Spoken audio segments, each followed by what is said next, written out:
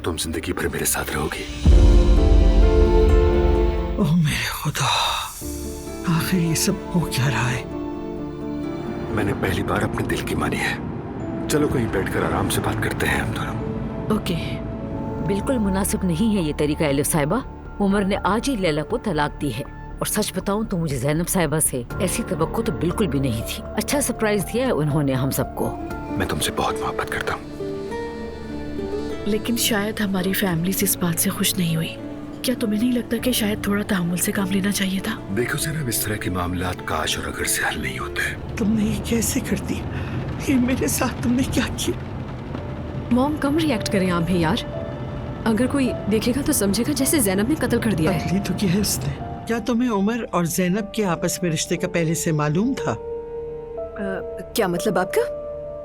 मतलब तो बहुत साफ है, तुम ज़ैनब की राजदार हो। मम्मी मुझे बिल्कुल यकीन नहीं आ रहा, आप जो बातें कर रही हो वो बहुत गैर जरूरी है। तुम्हें मुझको ये सब कुछ बता देना चाहिए था। मैं और उमर अब साथ हैं। सब समझाऊंगी, पहले सुन लो। क्या समझाओगी उसे? Mummy please. ये कोई इतना बड़ा मसला भी नहीं है कि आप लोग इस तरह से भड़क जाए इस पर। आप लोग इतना जज्बाती क्यों हो रहे हैं? खाला एक मिनट ये सब क्या है? ये सब मैंने अपनी मॉम के लिए बर्दाश्त किया, जिन्होंने कभी कोई गलती कोई खता नहीं की। लेकिन मॉम ये आपने क्या कर दिया?